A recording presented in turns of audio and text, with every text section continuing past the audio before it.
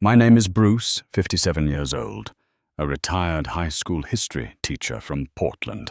I never thought a simple phone call would change my relationship with my daughter forever. Dad, what time should I pick you up for the engagement dinner?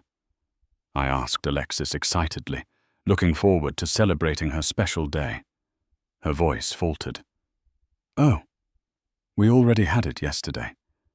Just close family. Those words punched me in the gut.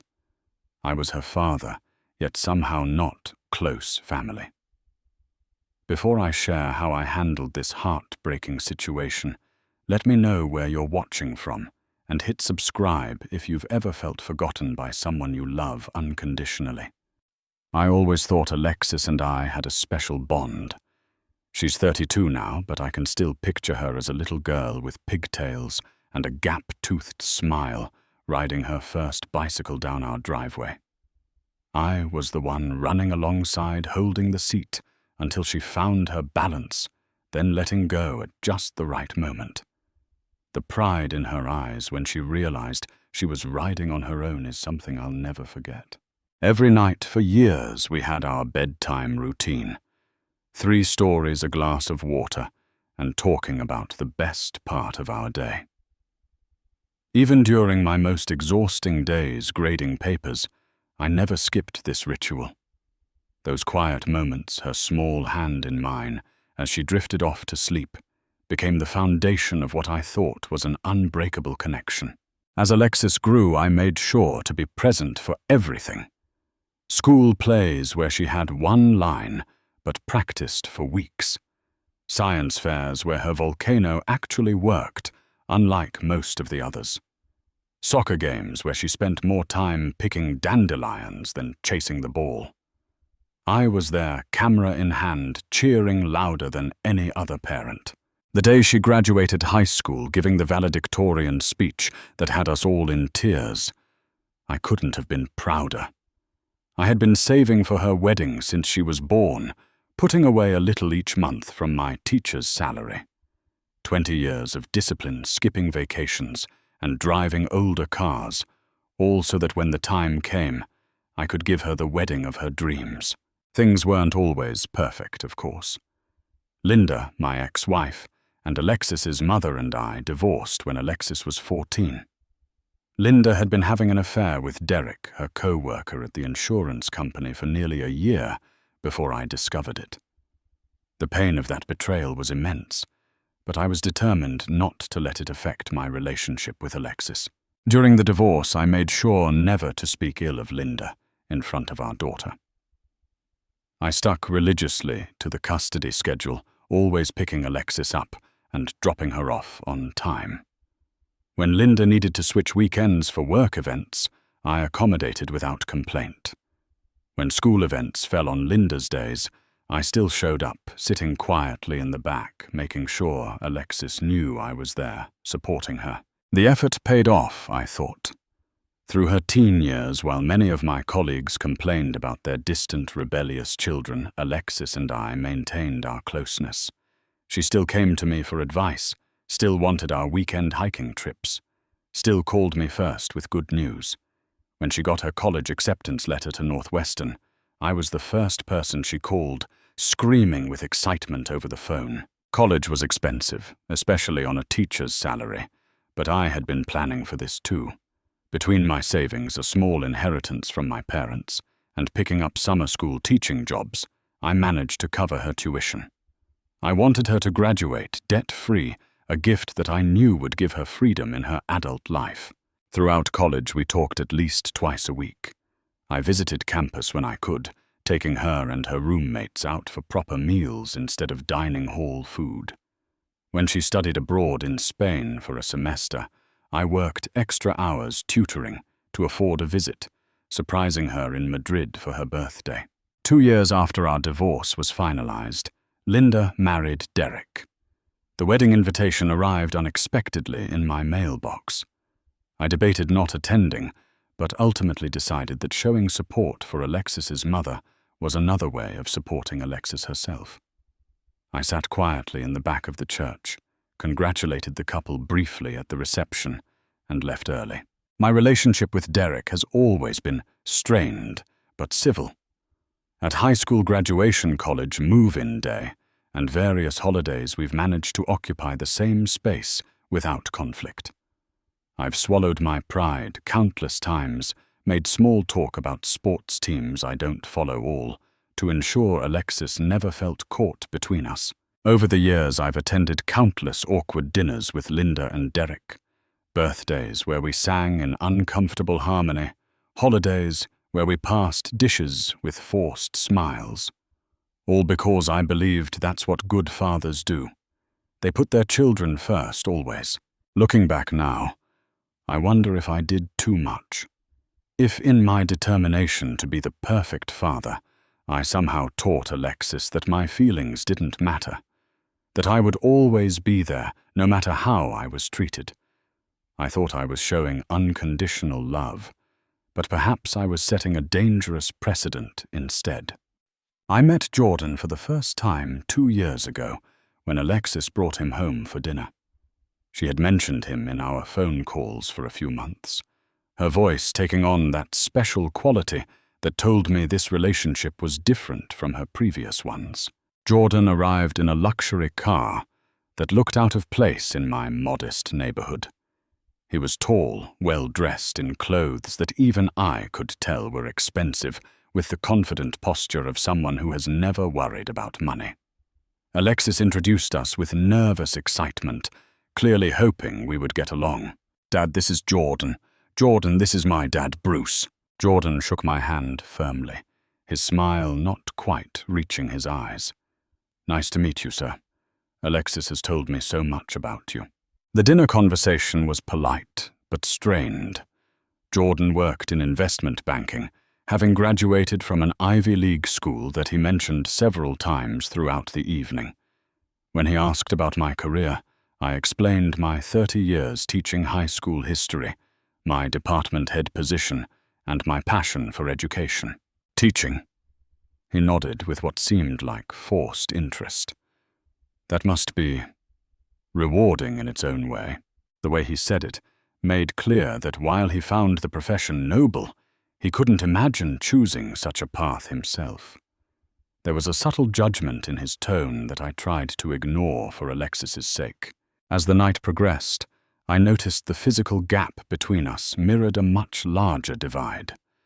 Jordan spoke about vacation homes, investment opportunities, and social connections that existed in a world entirely separate from my own.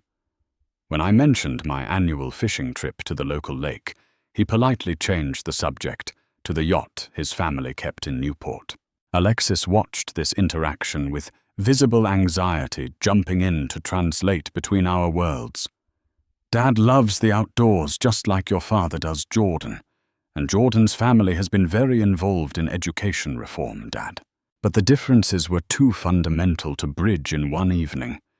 When I brought out the apple pie I'd baked from my mother's recipe, Jordan took one small bite and then pushed it aside, commenting that he typically avoided refined sugar. After that first meeting, I saw Jordan about once every couple of months. Each time, the interaction felt more forced. Jordan would check his watch frequently, bring up work calls he needed to make, or spend time texting during our conversations. When I asked about his family, he gave vague, short answers that discouraged further questions. More concerning was how Alexis began to change around him. My daughter, who once loved our simple traditions and never cared about material things, started making comments about my house needing updates, my car being outdated, even my clothes being unfashionable.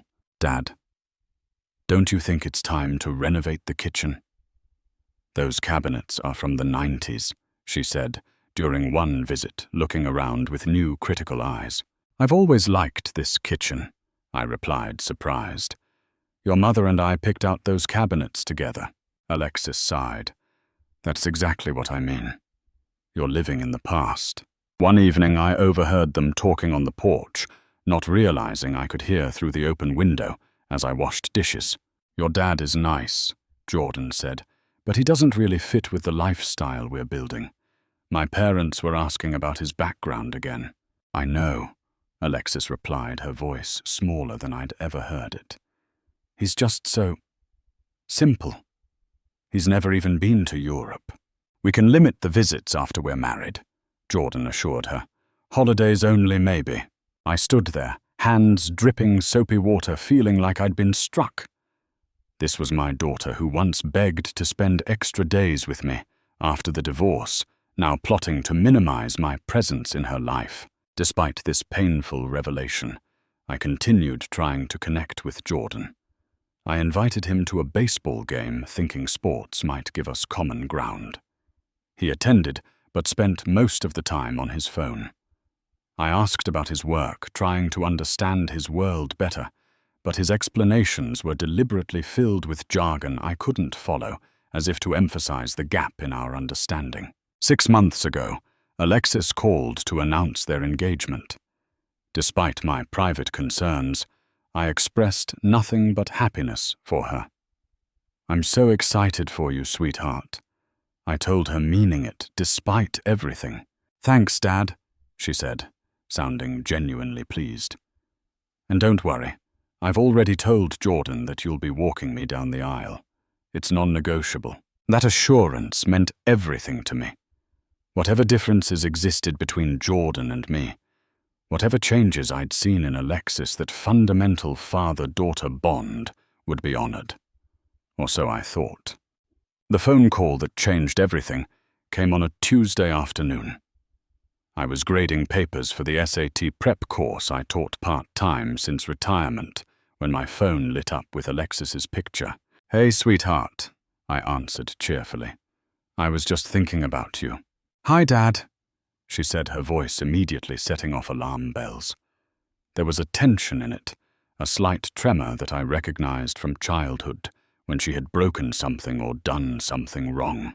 I was wondering what time I should be ready for the engagement dinner tomorrow. I said, already having picked out my best suit and a new tie for the occasion. "Should I meet you somewhere, or do you want to pick me up?" There was a painful pause on the line. "Oh," Alexis finally said, her voice small. "We already had it yesterday. Just close family." The room seemed to tilt for a moment. I gripped the edge of my desk, trying to process what I was hearing. Just close family. But I was her father. "I see," I managed to say, fighting to keep my voice steady. "I didn't realize I wasn't invited." "It wasn't like that. Dad," she rushed to explain, words tumbling out quickly. "It was just a small thing at Jordan's parents' house, very last minute. Jordan's grandparents were in town unexpectedly, and his mom threw something together." "And no one thought to call me?" I asked, still struggling to understand. "Even last minute I could have made it." "It was really just immediate family," she repeated, emphasizing the word that now seemed to exclude me. "Jordan's parents, his grandparents, his sister. And your mother and Derek?" I asked, already knowing the answer. Another pause. "Yes, they were there. But Dad, it wasn't a big deal. The real celebration will be the wedding." We spoke for a few more minutes, Alexis continuing to downplay the significance of the dinner, me trying to hide the depth of my hurt. When we hung up, I sat staring at the wall, feeling hollow inside. Out of painful curiosity, I opened Facebook, something I rarely did. There it was, photos posted by Linda from the intimate family engagement dinner. Crystal glasses raised in toasts, an elegant table setting with name cards and flower arrangements. Alexis beaming between Jordan's parents, who looked like older versions of him, polished and perfect. Linda and Derek, now apparently close family, smiling widely in the group photos. It wasn't last minute. It wasn't small. It was a formal, planned event to which I, the father of the bride, had simply not been invited. I closed my laptop and looked around my quiet living room. The walls were covered with photos of Alexis through the years. Her first day of school, high school, graduation, college, move-in day. The shelf held trophies and awards I had proudly displayed. Everything in this room celebrated her, and yet somehow I had become dispensable in her life. That evening I called my sister Nancy, the only person I felt I could confide in about this. "They did what?" Nancy exclaimed, outrage clear in her voice. "Bruce, that's beyond hurtful. That's deliberately cruel." "Maybe there was a misunderstanding," I said, still making excuses, even as the evidence contradicted them. "No, Bruce," Nancy said firmly. "Stop doing that. Stop letting them treat you this way and then finding reasons why it's okay. It's not okay. Alexis is an adult making choices, and right now she's choosing to hurt you." Nancy's words were harsh but necessary. For years I had interpreted every slight as a misunderstanding, every exclusion as a simple oversight. I had been so determined to be understanding, to never burden Alexis with guilt or expectations, that I had enabled increasingly hurtful behavior. After speaking with Nancy, I decided not to call Alexis back immediately. I needed time to think, to process what this meant for our relationship moving forward. For the first time, I allowed myself to consider that perhaps the problem wasn't just Jordan or Linda's influence. Perhaps my daughter had changed in ways I had been refusing to see. Over the next few days, I found myself revisiting memories and interactions with Alexis from the past few years, seeing them through a new, more honest lens. What I discovered was a pattern of increasing distance and dismissal that I had willfully ignored. Our phone calls, once lengthy conversations filled with details about our lives, had gradually shortened to brief check-ins. I realized that I was always the one to call, and when Alexis did reach out, it was usually because she needed something: advice on a job application, help with a home repair question, or financial assistance for an unexpected expense. Looking through my text message history was equally revealing. For every 3 or 4 messages I sent, Alexis would reply with one brief response. "Sorry, busy this weekend," had become her standard reply to my invitations for brunch or dinner, without any suggestion of an alternative date. I found old messages where plans had been cancelled at the last minute. "Can't make dinner tonight." "Jordan surprised me with concert tickets," or "Going to have to skip lunch tomorrow. Jordan's parents invited us to their lake house." Always apologetic, but always choosing other people over time with me. There was the birthday gift I'd mailed last year that she never acknowledged receiving. The Christmas I spent alone because Alexis decided at the last minute to go to Aspen with Jordan's family instead of keeping our plans. The Father's Day where my call went to voicemail and was returned 3 days later with a hasty apology about being super swamped. One particularly painful memory surfaced learning through a mutual friend that Alexis and Jordan had been in Portland for a weekend, staying at a hotel less than 20 minutes from my house, without even letting me know they were in town. I didn't want to bother them. I had told the friend who mentioned seeing them downtown. They must have had a packed schedule. More excuses, more willful blindness on my part. I spoke with our old neighbor Marge, who had kept in touch with both me and Linda over the years.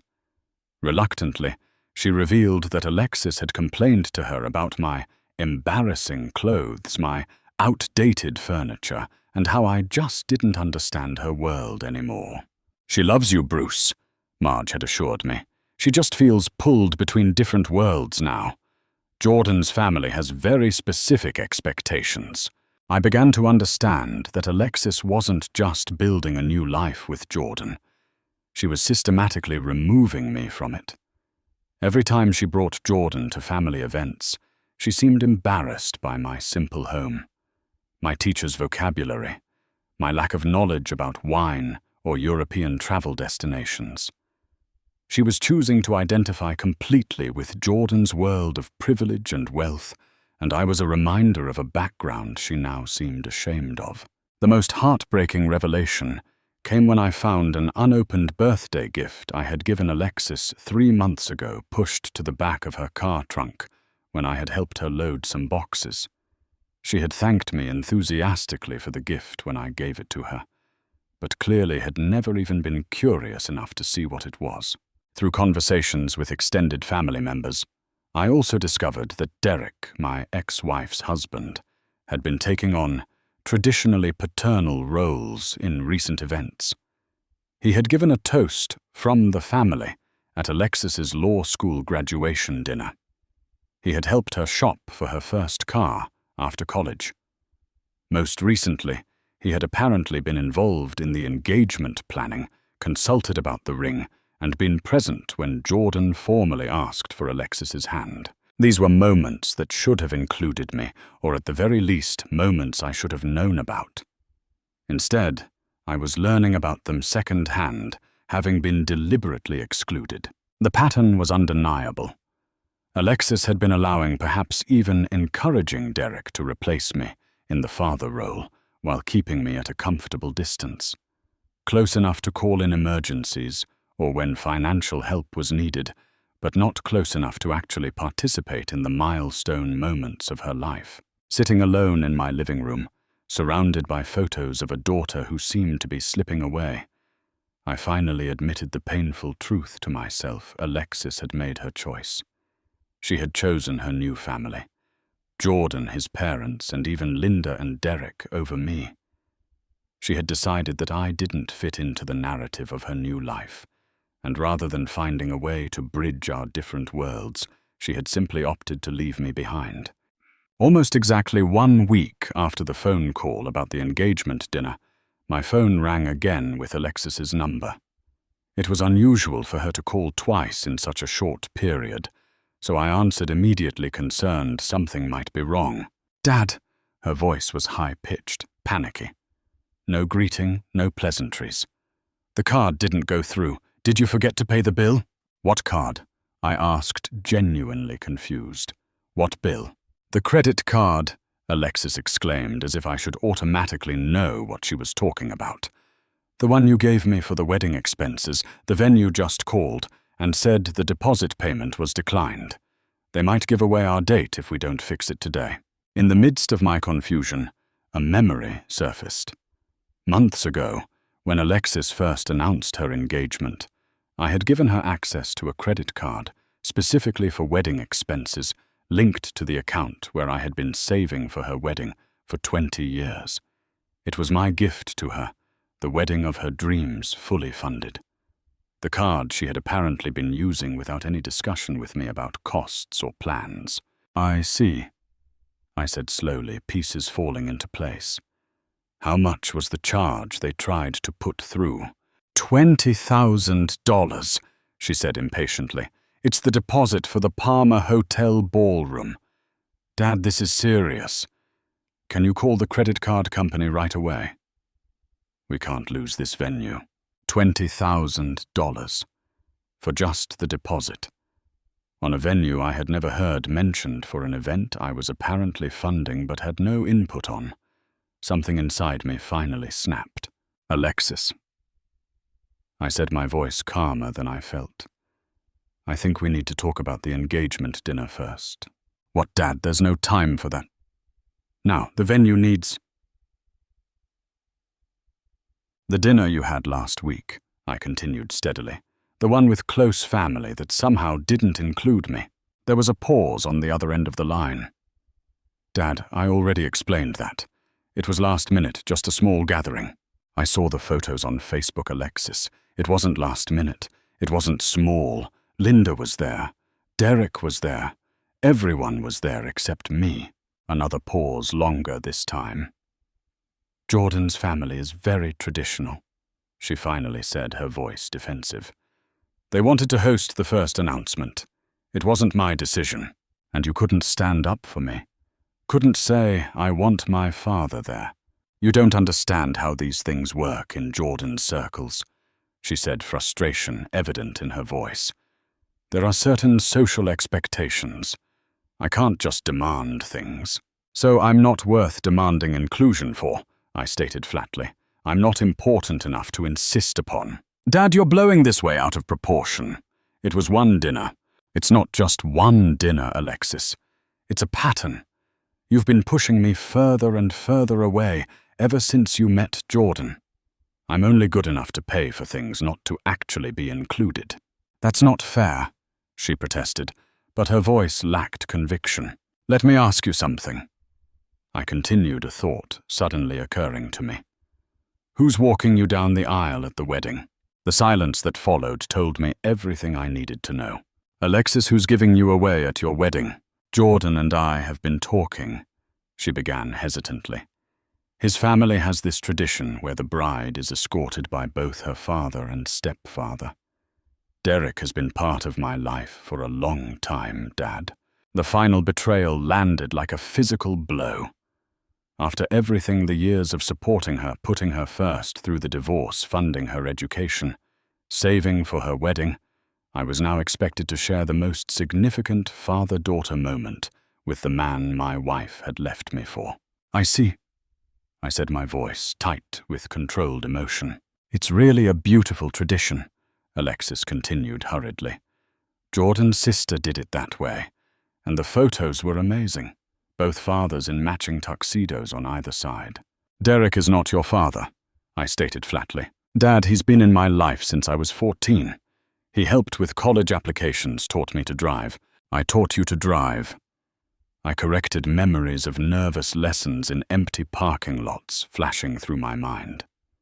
"I helped with every college application. I was there for everything, Alexis." "You're not understanding how important this is for Jordan's family," she insisted. "They're very big on appearances and traditions. And what about my importance? My feelings? Do they count for anything in this equation?" "Dad, you're being selfish right now. This is my wedding day. It should be what I want, what makes me happy." The accusation of selfishness after decades of selfless giving was the final straw. "No, Alexis," I said firmly. "I understand perfectly. I understand that I don't matter to you except as a checkbook. I understand that you're willing to hurt me, to impress people who judge others based on wealth and status. I understand that you've made your choice about who your family really is." "Dad." "No, Alexis. You're right about one thing. This is your wedding and it should be what you want. But it's my money, and I get to decide how it's spent, or if it's spent at all." That evening, after hanging up with Alexis, I made a decision that would change the course of our relationship forever. I would not allow myself to be used financially while being excluded emotionally. I would not compete with Derek for fatherly roles or beg for inclusion in my daughter's life.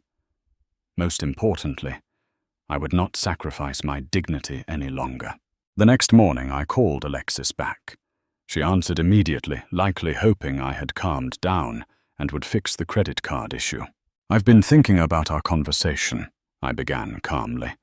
"I want to be clear about my position moving forward." "Dad, about yesterday." "Please let me finish," I said firmly. "I've made a decision. I will be transferring the full amount I saved for your wedding into your personal account by the end of the week. The money is yours to use as you see fit for the wedding. Consider it my gift to you and Jordan." "Oh, Dad, thank you. I knew you'd understand." But I continued, not allowing her to interrupt. "I will not be attending the wedding." There was a stunned silence on the other end of the line. "What, Dad, you can't be serious." "I'm entirely serious, Alexis. This isn't about punishment or anger. This is about self-respect. I refuse to be a prop in a ceremony where my role as your father has been diminished to sharing the aisle with Derek. I refuse to sit quietly while Jordan's family judges me for my career choice and income level. Most of all, I refuse to pretend that everything is okay when you've made it clear that I'm not truly part of your close family anymore." "Dad, you're overreacting. Of course you're family. You can't miss my wedding. What will people think?" "That's exactly the problem, Alexis. You're more concerned with what people will think than with how your actions have hurt me. Your priority is appearances, not relationships." Alexis began to cry, something that would normally have immediately softened my resolve. But I recognized now that tears had often been a way for her to avoid difficult conversations or responsibility. "The money is still yours," I assured her. "I promised you a wedding fund, and I keep my promises. But my presence is something different. That has to be earned through respect and inclusion, not expected regardless of how I'm treated. After hanging up, I felt both tremendous grief and surprising relief. For the first time in years, I had stood up for myself, established a boundary, and refused to accept less than I deserved. The next few days brought an onslaught of reactions. Alexis sent multiple text messages, ranging from angry accusations to tearful pleas. Linda called to berate me for ruining Alexis's special day and making everything about myself. Derek surprisingly remained silent. Friends and family had mixed responses. Some, like Nancy, fully supported my decision. "It's about time you stopped being everyone's doormat," she said approvingly. Others thought I was being too harsh, that a father should attend his daughter's wedding regardless of circumstances. But I held firm to my decision and began focusing on rebuilding my life outside of my identity as Alexis's father. I joined a volunteer program teaching history to adult education students, finding purpose in helping others who valued education. I reconnected with old friends I had neglected during years of prioritizing Alexis's needs above my own social life. I also sought help from a therapist who specialized in family estrangement learning, that my experience was unfortunately common, and that establishing healthy boundaries was not selfish but necessary. "You're not abandoning your daughter," Dr. Martin assured me. "You're requiring basic respect, which is something every relationship needs to be healthy." 3 weeks after our confrontation, I fulfilled a long-time dream of hiking the Grand Canyon, a trip I had postponed multiple times due to Alexis's needs or events. Standing at the rim, watching the sun create ever-changing patterns of light and shadow across the vast expanse, I felt a sense of perspective that had been missing. My relationship with Alexis was important, but it wasn't the entirety of my existence. I had value and purpose beyond my role as her father. Upon returning home, I made another significant decision. I took a portion of the wedding money I had been saving, separate from what I had already transferred to Alexis, and established a scholarship for underprivileged students at the high school where I had taught. The Bruce Mitchell Education Fund would help students who, like me, came from modest backgrounds, but had dreams of higher education. Meanwhile, the messages from Alexis continued to evolve. The initial anger, "You're being petty and childish," gradually shifted to bargaining. "What if Derek and I alternated parts of the ceremony," then to guilt-tripping, "You're breaking my heart, Dad," and finally to a grudging recognition that I wasn't going to change my mind. Linda and Derek also made attempts to intervene. Linda called multiple times, her approach oscillating between berating me and trying to appeal to my sense of paternal duty. "She's still your daughter, Bruce. How can you abandon her like this?" "I haven't abandoned her," I explained patiently. "I've given her the funds for her wedding as promised. I'm simply declining to participate in a ceremony where I've been made to feel unwelcome and secondary." Derek finally called about a month after my decision, his tone surprisingly respectful. "I want you to know," he said carefully, "that I never intended to take your place. The joint walking down the aisle was Alexis's idea, not mine." "Thank you for telling me that," I replied, appreciating his honesty, if not the overall situation. Most unexpectedly, I received a call from Jordan's mother, Evelyn, whom I had only met briefly once before. "Mr. Mitchell," she began formally, "I've only recently learned about the engagement dinner situation. I want you to know that Jordan's father and I had no idea you weren't invited. We were told you had a prior commitment and couldn't attend." This revelation, while not entirely surprising, confirmed that the exclusion had been deliberate on Alexis and Jordan's part, not a misunderstanding or oversight, as Alexis had claimed. Evelyn continued, "While I don't presume to interfere in your family matters, I did want to express that we never intended for anyone to feel excluded, especially not the father of the bride." 2 months after our confrontation, I agreed to meet with Jordan at a neutral location, a coffee shop downtown. Our conversation was surprisingly candid. Jordan admitted that he had found me intimidating despite my modest background. "Your relationship with Alexis made me feel inadequate," he confessed. "She talked about you with such admiration early in our relationship. How you sacrificed everything for her, how you were always there no matter what." My own father was largely absent, focused on his business. I think I wanted Alexis to lower her expectations of what a father should be. While this explanation didn't excuse their behavior, it helped me understand it better. "Jordan," I said after listening carefully, "I hope you know that being a good father or husband isn't about money or status. It's about showing up, being present, making your family feel valued every day. I'm learning that—" He nodded, looking genuinely thoughtful for the first time since I'd met him. "My parents' marriage isn't exactly warm. It's more of a business partnership. What you and Alexis had. I think part of me was jealous of it." As we parted, Jordan extended his hand. "For what it's worth, Mr. Mitchell, I respect your decision. It couldn't have been easy."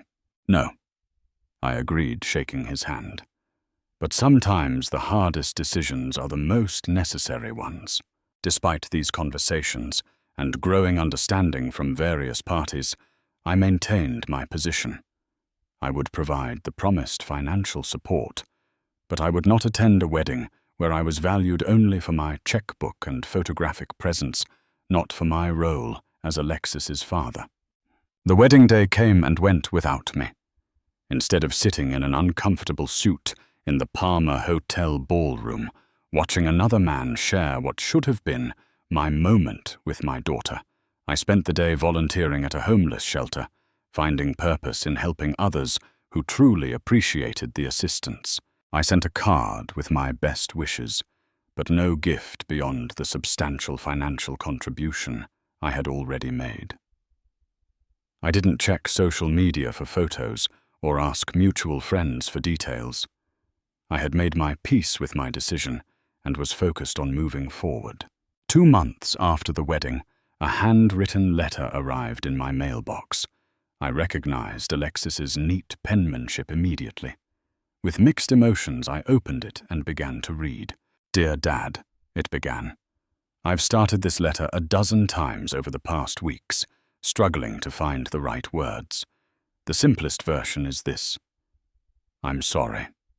I'm deeply, genuinely sorry for how I treated you and for taking you for granted for so long." The letter continued. Alexis acknowledging specific ways she had excluded and hurt me, from the engagement dinner, to the wedding planning, to the insensitive request about sharing father duties with Derek. "The wedding happened as planned," she wrote, "but it felt hollow without you there. Walking down the aisle, I kept looking for your face in the crowd. The father-daughter dance was cancelled because it felt wrong without you. Even Jordan's mother commented that something essential was missing from the day." Alexis explained that the experience had forced her to reflect on her values and priorities. I got so caught up in impressing Jordan's family and friends that I forgot who truly loved me unconditionally all these years.